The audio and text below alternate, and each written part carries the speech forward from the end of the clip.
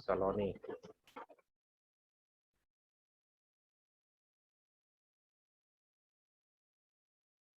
चलो, तो last class में हमने क्वेश्चन किए थे। क्वेश्चन थर्ड का मैंने सेकंड पार्ट करवा दिया था।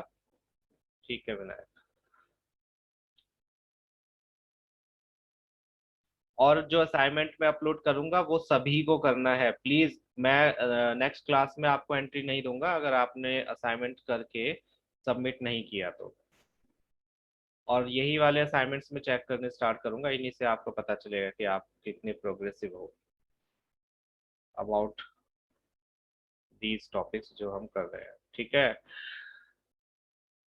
चलो। तो थर्ड पार्ट में हमें दिया हुआ है A12 37 है, मींस ट्वेल्थ टर्म किसी एपी की 37 दी हुई है। कॉमन डिफरेंस 3 दिया हुआ है, we need to find out first term and twelfth term का फर्स्ट ट्वेल्थ टर्म का सम। तो इजी है क्वेश्चन, आपके पास डी है तो आप A12 की हेल्प से फर्स्ट टर्म कैलकुलेट कर सकते हो ए एन वाला फॉर्मूला अप्लाई करके। देन आपके पास ए भी होगा, डी भी होगा और एन भी है आपके पास, तो आप एस एन फाइंड आउट कर सकते हो, मीन सम ऑफ 12 टर्म्स। तो पहले हम ए की वैल्यू फाइंड आउट करते हैं। Given that A12 equals to 37, A12 का फॉर्मूला क्या होगा, A+11D, जो कि इक्वल है 37 के। डी की वैल्यू हमें दी हुई है 3, तो डी के प्लेस पर डी की वैल्यू पुट की, दैट इज 3। और ए की वैल्यू आ गई हमारे पास 4। फर्स्ट टर्म आ गई 4। इस वैल्यू को हम यूज करते हैं सम ऑफ फर्स्ट 12 टर्म का फाइंड आउट करने के लिए। एक, चलो नाउ एस एन का फॉर्मूला आपको पता है, S12 है तो 12/2 N/2। मैंने ये वाला फॉर्मूला अप्लाई किया है क्योंकि मेरे पास ए भी है और ए एन भी है ना। लास्ट टर्म 12 टर्म्स का पूछा है और 12 टर्म मेरे पास है, आप चाहो तो दूसरा फॉर्मूला भी अप्लाई कर सकते हो। आंसर्स पर कोई भी इफेक्ट नहीं पड़ता है फॉर्मूला या मेथड चेंज करने से। So we have first term, we have last term, n/2 first term plus last term, जिससे आया 6 मल्टीप्लाइड बाय 41, जो कि इक्वल होता है 246 के। तो हमारे पास फर्स्ट टर्म की वैल्यू आई, ए की वैल्यू आई 4 and S12 sum of first 12 terms आया 246। Simple question. किसी को कोई इसमें दिक्कत है तो प्लीज पूछ लो।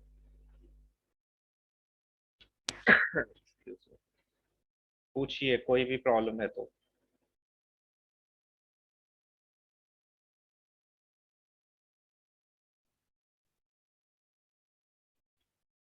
ओके,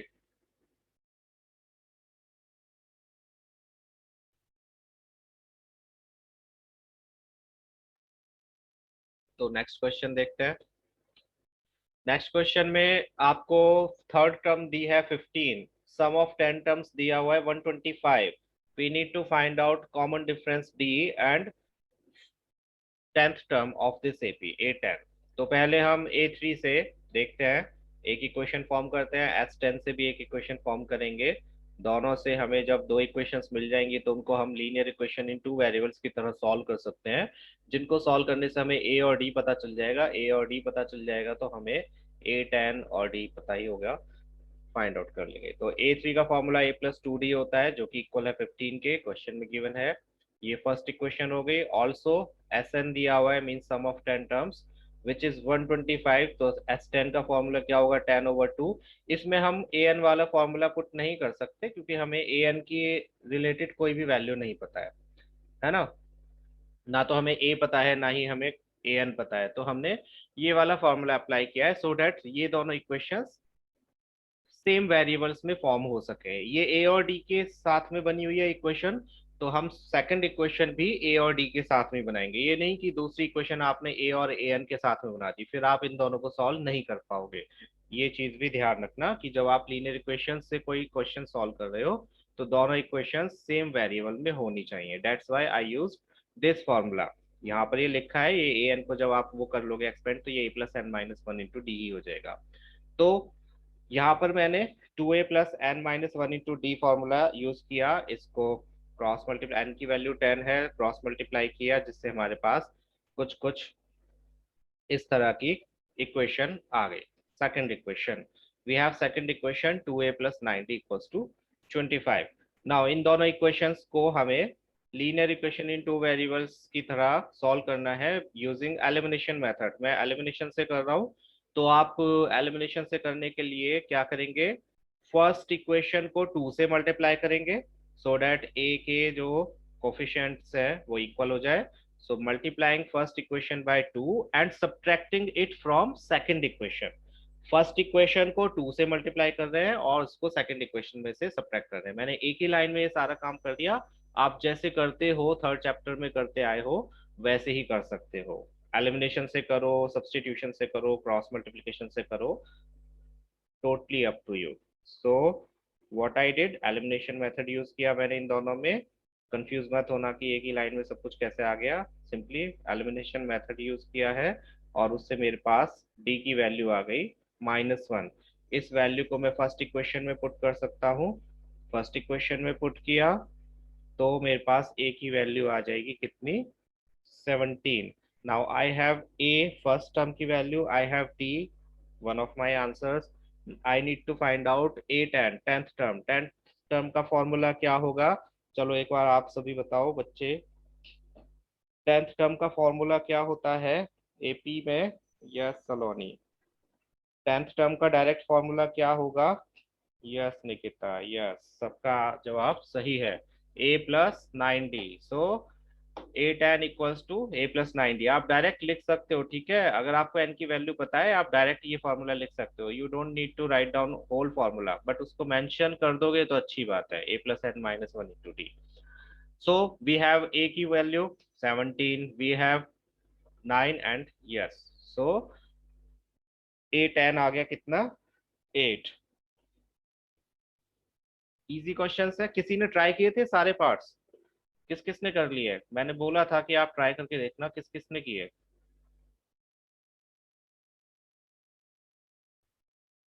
यस एस टेन 125 है, ए टेन नहीं। ओके हो जस्ट गुड। एस टेन 125 नहीं आ रहा है, एस टेन 125 आने की जरूरत क्या है, एस टेन तो 125 दिया हुआ है। हमें एस टेन थोड़ी कैलकुलेट करना है, हमें ए टेन कैलकुलेट करना है। ओके सलोनी,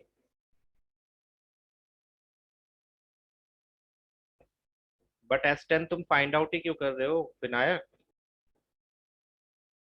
एस टेन 125 था, एस टेन के प्लेस पर एस टेन का फॉर्मूला पुट किया। सम ऑफ टेन टर्म्स का फॉर्मूला क्या होता है।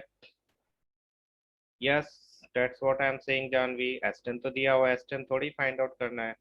विनायक अगर तुम ये कह रहे हो कि इसके आगे से समझ नहीं आया है तो एस टेन का फॉर्मूला पुट किया है, सिर्फ यहाँ पर है। सम ऑफ टेन टर्म्स का फॉर्मूला क्या होगा, N upon two, two A plus N minus one into D. Fine, और उसमें फिर वैल्यूज पुट कर दी जो जो हमारे पास थी। हमारे पास एन की वैल्यू 10 है तो हमने 10 पुट कर दी, ए की वैल्यू नहीं है तो नहीं पुट की, डी की वैल्यू भी नहीं है वो भी पुट नहीं करी। 10 माइनस वन हमें पता है 9 होता है, 9 लिख दिया, 125 एज इट इज। यहाँ पर 10 को 2 से डिवाइड करोगे 5 आ जाएगा। आप मुझसे कैलकुलेशन पूछ रहे हो, 5 को फिर हम उधर ले जाएंगे, 125 को 5 से डिवाइड करेंगे तो वो 25 हो जाएगा, 2a प्लस 90 यहाँ पर बचेगा। ये सेकंड इक्वेशन है। इन दो इक्वेशंस को थर्ड चैप्टर आप कर रहे हो, आप इजीली सॉल्व कर सकते हो यूजिंग एनी मेथड, जो आपको तीन मेथड्स दिए हुए हैं। ठीक है, 10 - 1 9 होता है, ये भी पूछोगे तुम मुझसे है। 10 - 1 क्या होता है, n - 1 फॉर्मूला भूल गए, पिछला कुछ भी रिवाइज नहीं करते हो। फॉर्मूला क्या होता है, 2a plus N minus one into D. ये क्या होता है, एन, एन की वैल्यू क्या है यहाँ पर, एस टेन दिया हुआ है, डेट मीन्स एन की वैल्यू 10 है, 10 टर्म्स का सम पूछ रहे हैं वो, इतनी जल्दी जल्दी मत भूलो। ठीक है, और किसी को कोई problem. A plus N minus one D नहीं निकिता, वो हम सिर्फ यहाँ पर पुट कर सकते हैं ए एन के फॉर्मूले में, एस एन के फॉर्मूले में नहीं, एस एन का फॉर्मूला नहीं होता ना। A plus N minus one into D S N का नहीं होता, एस एन का क्या होता है, 2a plus N minus one into D. वही मैंने अप्लाई किया है, वो मैंने मेंशन दूसरा किया हुआ है, आप इसी को खोलोगे तो ये सेम ही हो जाएगा। ये हो जाएगा A plus N minus one into D, that gives us 2a plus N minus one into D. ये फॉर्मूला अप्लाई किया। ठीक है, एस एन में एस एन का फॉर्मूला, ए एन में ए एन का formula. Next part, fifth part. Given that D equals to 5 and S nine 75, हमें first term और नाइन्थ टर्म कैलकुलेट करनी है। तो हम कैसे फाइंड आउट कर सकते हैं? पहले हम एस नाइन का फॉर्मूला पुट करेंगे जिससे हमें ए की वैल्यू पता चल जाएगी। Let's do that. Given that S nine 75 है, एस नाइन का formula N over two A plus N minus one into D. D हमें गिवन है 5। फाइन। विनायक समझ आया 9 - 1 क्यों हुआ?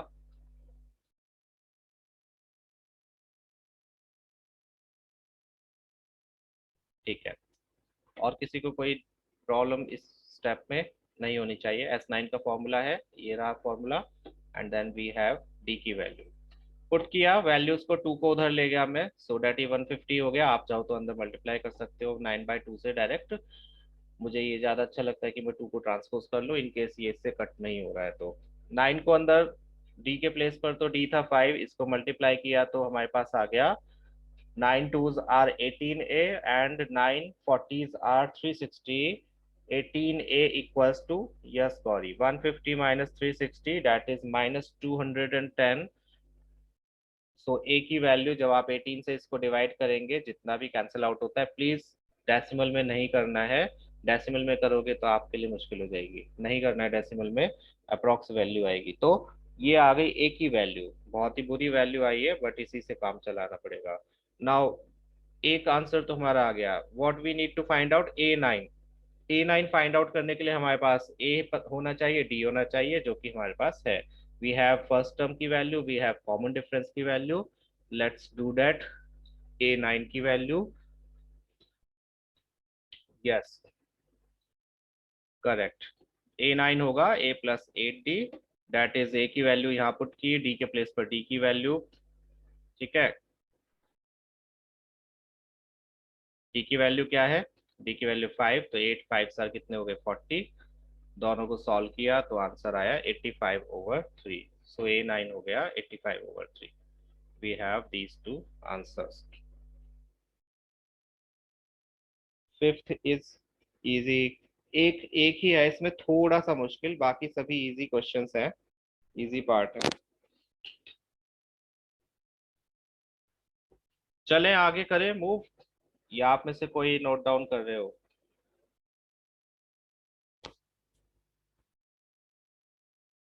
चलो तो आगे चलते हैं। Okay Nikita, let me know when you are done.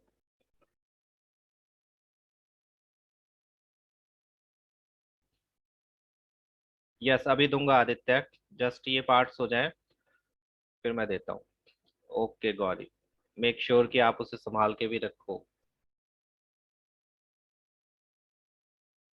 And इसके क्वेश्चन, प्रैक्टिस क्वेश्चंस मैं अभी 6 o'clock के करीब अपलोड कर दूंगा गूगल क्लासरूम में, ठीक है? गुड विनायक, तो प्लीज वो बाय टुमारो नाइट आप सारे के सारे सबमिट कर देना। कोई क्वेश्चन रहना नहीं चाहिए, बिकॉज सारे क्वेश्चंस जो अभी तक आपने किया है उसी से रिलेटेड है, कोई न्यू क्वेश्चन नहीं है।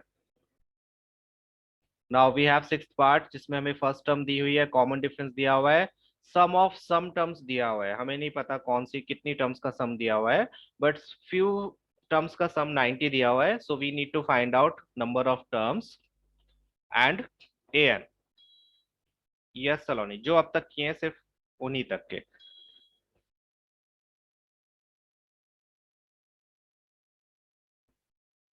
नाउ हमें दिया हुआ है एस एन।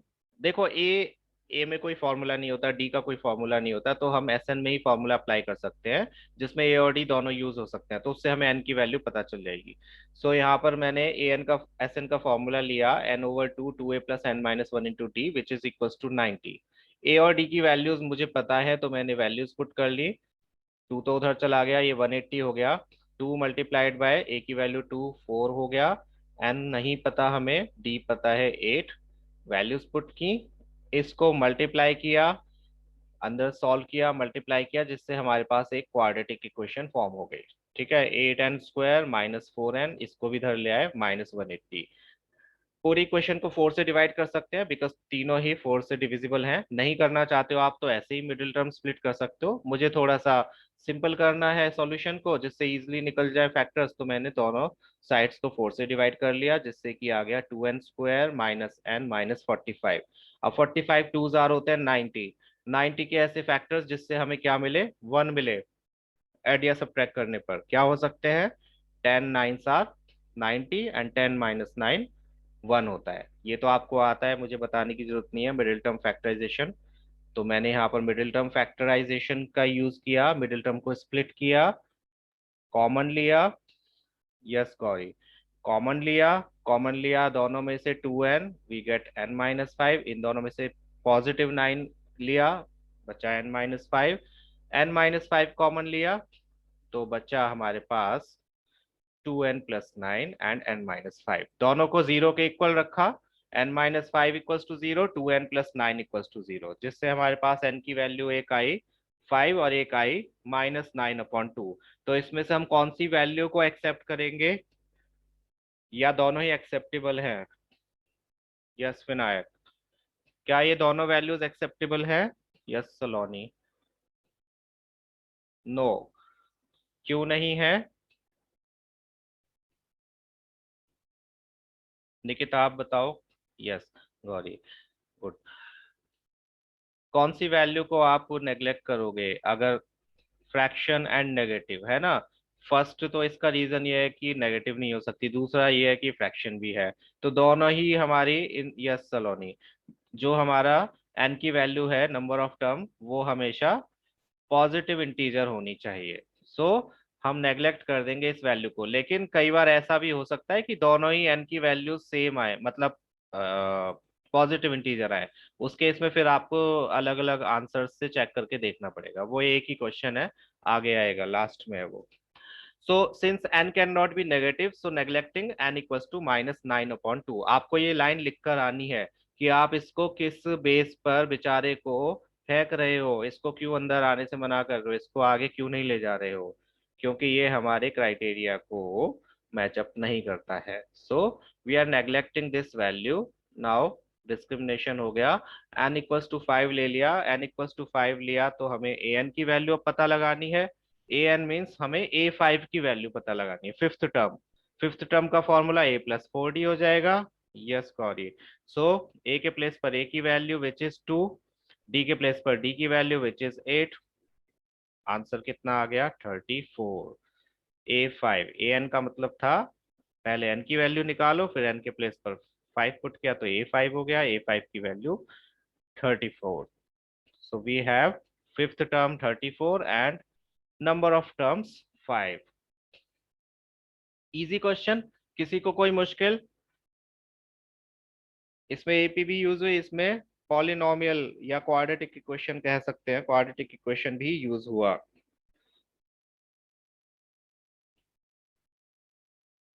आप अभी तक देख रहे होगे आधे से ज्यादा चैप्टर होने को आया है, लेकिन ऐसा कोई भी क्वेश्चन नहीं आया होगा या ऐसा कोई भी फॉर्मूला जो बिल्कुल ये आपको कंफ्यूज कर दिया हो, जिसने, या फिर आप बहुत ही प्रॉब्लम में आ गए हो कि अरे ये कैसे करेंगे हम, है ना? शुरुआत में थोड़ी सी प्रॉब्लम थी एन एंड ए एन में, आई एम श्योर वो अब थोड़ा थोड़ा क्लियर होनी शुरू हो गई होगी। अक्षत, कहाँ हो तुम? No response.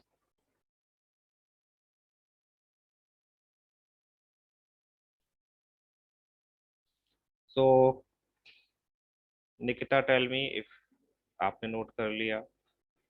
ओके अक्षत, क्या कर रहे हो? स्क्रीन पर ही देख रहे हो या कुछ खा रहे हो? चैप्टर 3 के डाउट्स हम इस फ्राइडे को रखेंगे, प्रोबेबली कमिंग फ्राइडे। चैप्टर 3 के डाउट्स, क्योंकि काफी सारे स्टूडेंट्स के चैप्टर 3 के आ रहे हैं। सर्कल्स चैप्टर तो अभी टाइम लगेगा गौरी थोड़ा सा, क्योंकि सर्कल चैप्टर सेकंड टर्म का होता है। सोचना नहीं है अक्षर, क्या सोच रहे हो?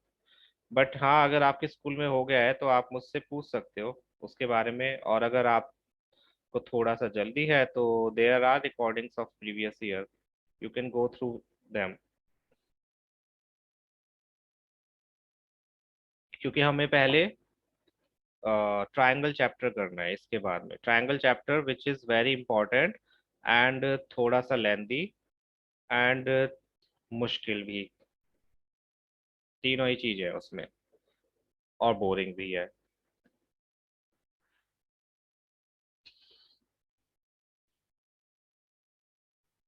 ओके, आई डोंट नो क्यों टीचर ने सर्कल करवाया है, बट ठीक है, अगर आपने किया है सर्कल, दो ही एक्सरसाइजेज है उसमें और इतना मुश्किल नहीं है, तो आप उस आपने स्कूल में किया है तो जस्ट उसमें से डाउट्स हैं अगर, यू कैन आस्क मी, या फिर अगर आपको रिकॉर्डिंग्स देखना है तो वो यूट्यूब पे अपलोडेड है, so whichever suits you well, आप कर सकते हो।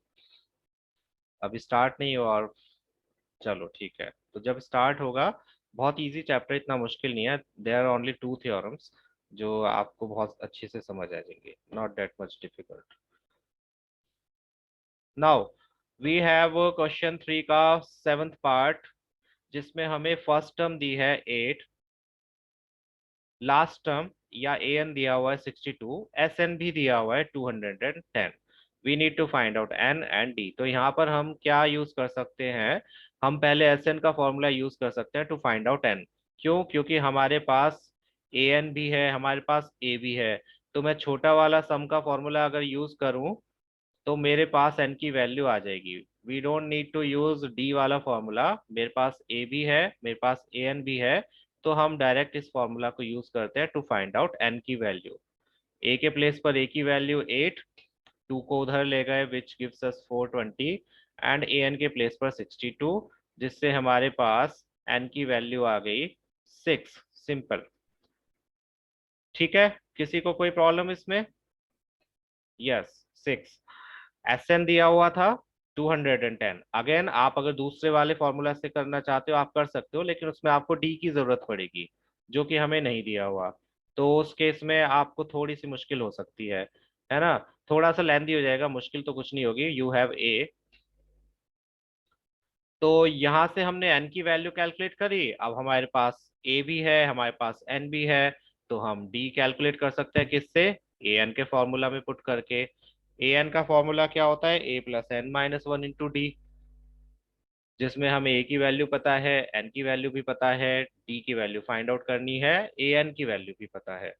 सो हमने वैल्यूज पुट की और हमारे पास डी की वैल्यू आ गई 54/5। अगेन एक बहुत ही गंदा सा आंसर, बट ये सही है। कई बार लगता है ऐसा आंसर देखकर मैं भी कंफ्यूज हो जाता हूँ, ईच एंड एवरी ईयर मुझे याद नहीं रहता कि इसका आंसर ऐसा आएगा। मुझे ये तो पता है कि इन सारे पार्ट्स में से दो या तीन क्वेश्चंस ऐसे हैं जिसमें बहुत गंदे गंदे से आंसर्स आएंगे, लेकिन फिर भी कंफ्यूजन हो जाता है जब इतना बुरा सा आंसर देखते हैं कि अरे ये कैसा आंसर है। कॉमन डिफरेंस ऐसा कभी देखते नहीं है, हमें आदत है 1 2 -1 -3 -5 इस टाइप की कॉमन डिफरेंस देखने की। तो एक बार रीचेक कर लेने में कोई बुराई नहीं है, इनकेस आप एग्जाम दे रहे हो और आपको ऐसा आंसर आए, हो सकता है, ये मत सोच के बैठ जाना हाँ आंसर तो ऐसे आ सकते हैं, हमने बुक में भी तो करे हैं। कई बार होता है कि सिली मिस्टेक कर दी उसकी वजह से ऐसा आंसर आ रहा है, जबकि ऐसा आंसर नहीं आना चाहिए था। ठीक है, इस केस में करेक्ट है। Now what we need to find out, we have N we have D, तो हमें कुछ भी फाइंड आउट करने की जरूरत नहीं है।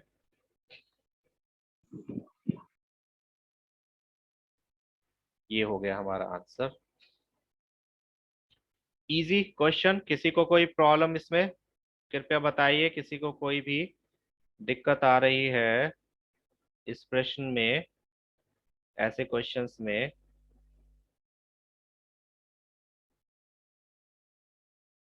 वाकमी?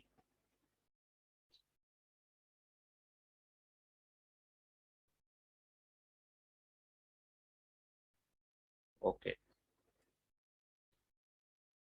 कूल, कोई आपत्ति नहीं है। हम्म, आपत्ति एक डिफरेंट चीज होती है, objection, you can not object here. चलो, स्टिल सेंस में देखोगे तो वही है, कुछ कुछ। कोई आपत्ति नहीं है इस प्रश्न के सॉल्यूशन पर। Thank you. पुअर हिंदी, कोई बात नहीं, होती है, मेरी भी शायद होती,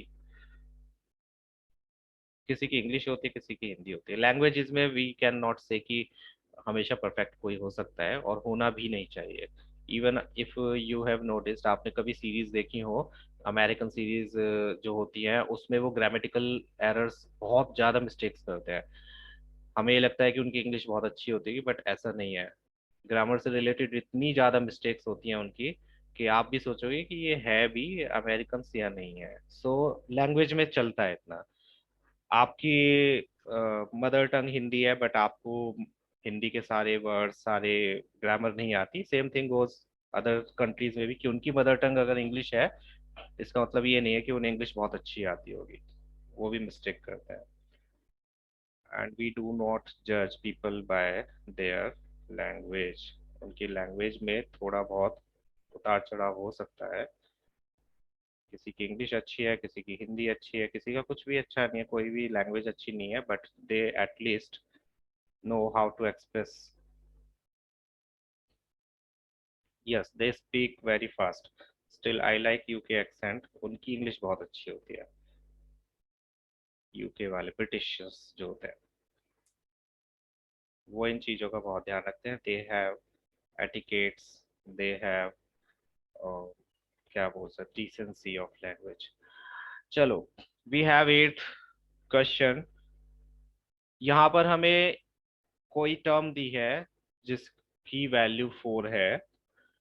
हमें डी दिया हुआ है कॉमन डिफरेंस, हमें एस एन भी दिया हुआ है -14। We need to find out N and a. तो हम एस एन का ही फॉर्मूला पहले अप्लाई कर सकते हैं और ए एन का फॉर्मूला, दोनों से ही हमें इक्वेशंस मिल सकती हैं। तो पहले मैं ए की वैल्यू फाइंड आउट कर लेता हूँ।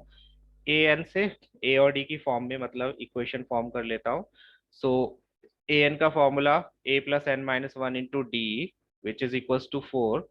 इसको अगर हम थोड़ा बहुत सॉल्व करें तो हमारे पास ए की वैल्यू आ जाएगी एन की फॉर्म्स में। देखो, यही है जो क्वेश्चन बहुत रिपीट होता है, बहुत मतलब एग्जाम्स में आता है।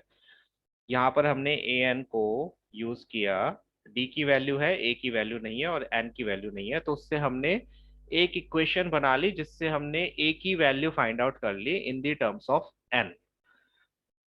फाइन। ऐसा हमने क्यों किया? क्योंकि हम जो दूसरी इक्वेशन फॉर्म करेंगे उसमें ए भी आएगा, उसमें डी भी आएगा, उसमें एन भी आएगा। तो आप या तो ये कर सकते हो, ए और एन की फॉर्म में दो इक्वेशंस फॉर्म करो, जो कि मैं कर रहा हूँ। इसमें मैंने सब्स्टिट्यूशन यूज किया है, डेट्स वाई मैंने इसको 2n को उधर ले गया। आप चाहो तो एलिमिनेशन भी यूज कर सकते हो। दूसरी इक्वेशन के लिए मैंने ये वाला फॉर्मूला अप्लाई किया, क्योंकि मेरे पास ए एन भी है और मेरे पास एस एन भी है, और ए की वैल्यू मैंने यहाँ पर इस इक्वेशन में निकाली हुई है। तो मैंने एन के प्लेस पर तो एन ही पुट किया, ए के प्लेस पर क्या पुट कर दिया? ए के प्लेस पर हम 6 - 2n पुट कर सकते हैं। ए के प्लेस पर 6 - 2n पुट किया और 2 से इधर मल्टीप्लाई कर दिए, -28 हो गया। इनको सॉल्व किया, n multiplied by 10 - 2n equals to -28। इससे हमने इक्वेशन फॉर्म की, एक क्वाड्रेटिक, और इस क्वाड्रेटिक इक्वेशन को फिर हमने कर दिया सॉल्व। आप अपने हिसाब से कर सकते हो। मैंने इस तरह से किया है, पहले पूरी इक्वेशन को -2 से डिवाइड कर दिया, सो डैट ये नेगेटिव साइन हट जाए और 2 भी हट जाए, थोड़ी सी रिड्यूस हो जाए। आप चाहो तो ऐसे ही कर सकते हो। So what we get, n² -5n -14। 14 के ऐसे फैक्टर जिससे 5 आए, 7 2s आर 14, 7 - 2 5 होते हैं, तो वी यूज देम। और हमारे पास एन की आ गई दो वैल्यूज, एक 7 और एक -2। ऑब्वियसली हम -2 को क्या कर देंगे, नेग्लेक्ट, क्योंकि ये नेगेटिव है। एन की वैल्यू कभी भी नेगेटिव नहीं हो सकती। तो एन की वैल्यू आ गई हमारे पास 7। उस वैल्यू को हमने पुट किया इक्वेशन 1 में, क्योंकि मुझे अभी ए भी फाइंड आउट करना है। तो ए की वैल्यू फाइंड आउट करने के लिए हम इस इक्वेशन का यूज कर सकते हैं। a equals to 6 - 2n, that gives us 6 - 14, 2n means 2 multiplied by 7, और आंसर आया -8। So yes, you can use another formula, but उसमें फिर डी भी आएगा, है ना। आप दूसरा फॉर्मूला भी यूज कर सकते हो, एस एन वाला, उससे भी आंसर आ जाएगा, बट मुझे ये ज्यादा बेटर लगता है। अगेन, आपको जो भी सही लगे आप उससे कर सकते हो, आंसर चेंज नहीं होगा, उससे भी हो जाएगा। थोड़ी सी मेहनत लग सकती है, मे बी। अगेन, मैंने उससे ट्राई नहीं किया है कभी। That's I am not sure कि उसमें मेहनत लगेगी या नहीं लगेगी, बट मैं हमेशा इसी से करता हूँ, तो एज आई ऑलवेज से कि एक ही मेथड पर स्टिक रहो, तो मैं एक ही मेथड को यूज करता हूँ। बट नॉलेज सबकी होनी चाहिए, ऐसा नहीं है एक ही मेथड करते आ रहे हो पता बाकी के बारे में पता ही नहीं है कुछ भी। नॉलेज सबकी हो बट मेथड एक ही अप्लाई करना, ठीक है। So you can use another formula as well if you want to, and try करके देखो, गुड, अच्छी बात है, एक अलग मेथड से ट्राई करो।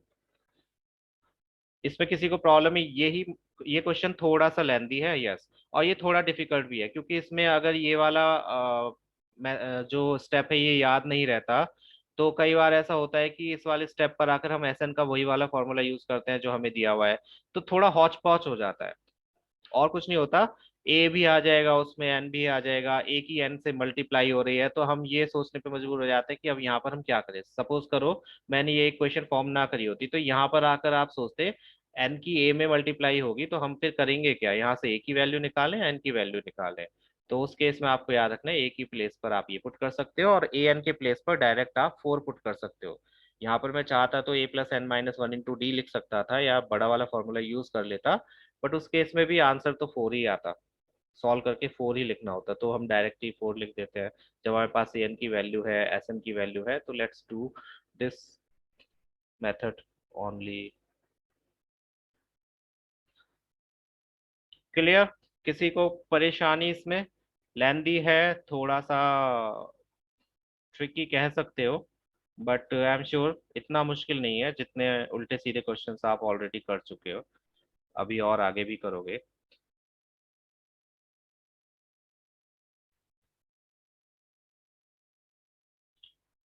हाँ, कंपैरिजन करोगे अगर बाकी पार्ट से हो जस्ट, तो उनके हिसाब से बड़ा है, वैसे इतना लेंदी भी नहीं है।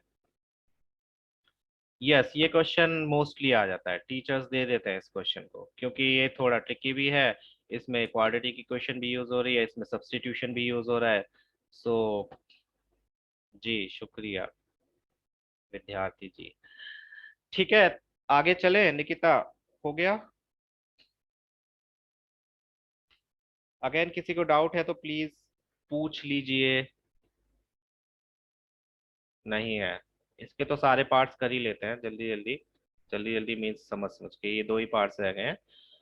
ये बहुत इजी इजी पार्ट्स हैं, इनसे इजी पार्ट शायद ऊपर वाले भी नहीं थे। You have a, you have an, you have S. S जब लिखा हो तो एस का मीनिंग भी ये है कि एस एन ही दिया हुआ है। जानवी, क्या हुआ बच्चे? एस का मीनिंग एस एन ही है, ठीक है, इससे कंफ्यूज नहीं होना है। S means S N, means उन्होंने सम दिया हुआ है कितनी टर्म्स का, 8 टर्म्स का। ओके बच्चे, तो हम एस एन का फॉर्मूला यूज कर सकते हैं डी को फाइंड आउट करने के लिए। एस एन का ऐसा कौन सा फॉर्मूला है जिसमें ए भी आए, डी भी आए, एन भी आए? ये फॉर्मूला है। ओके, कोई बात नहीं बच्चे। सो n/2, एन तो हमें पता है कितना है, 8 है, ए भी पता है 3 है, 8 है, डी नहीं पता बस, इसमें तो इजी सा क्वेश्चन हो गया, सारी वैल्यूज पता है, linear equation in one variable form हो जाएगी, जिससे हमारे पास डी की वैल्यू आ जाएगी कितनी, 6। बस हो गया, और कुछ हमें फाइंड आउट नहीं करना है, तो कितना छोटा सा सॉल्यूशन है। इस वाले क्वेश्चन में भी यही है। एल का मीनिंग लास्ट टर्म भी होता है, तो आप एल और ए एन एक ही बात है, ठीक है। जब एल दिया हो तो उसको आप ए एन कंसिडर कर सकते हो। लास्ट टर्म दी हुई है 28, सम ऑफ सम टर्म्स दिया हुआ है 144, और सम टर्म्स की वैल्यू भी दी हुई है, कितनी दी हुई है, 9 टर्म्स है, तो एन की वैल्यू कितनी हो गई, 9। We need to find out a, तो वैल्यू हम इसमें छोटा वाला फॉर्मूला अप्लाई कर सकते हैं, ए एन वाला। एस एन का फॉर्मूला जो होता है कौन सा, a+an, क्योंकि हमें a फाइंड आउट करना है, an गिवन है विच इज लास्ट टर्म, और n भी पता है 9, और sn भी पता है, तो ये छोटा फॉर्मूला यूज किया जिससे हमारे पास a की वैल्यू आ जाएगी कितनी, 4। हो गया,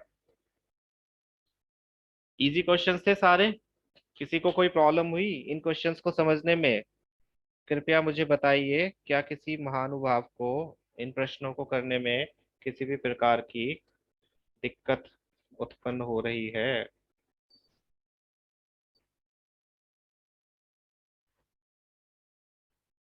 अभी तक आई थिंक या आई होप आप लोगों को जहां तक है, 10th का मैथ्स 9th वाले मैथ्स से तो थोड़ा बहुत सही लग रहा होगा, I am sure.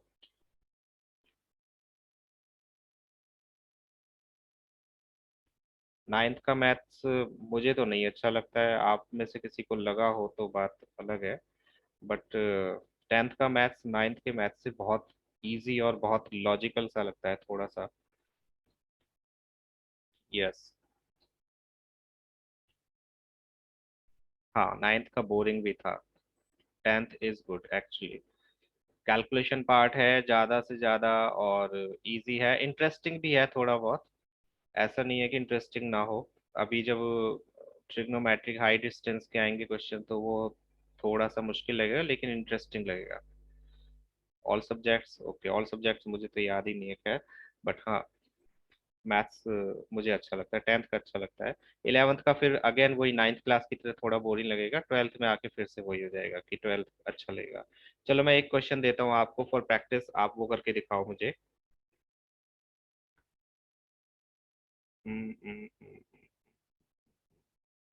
Let me C.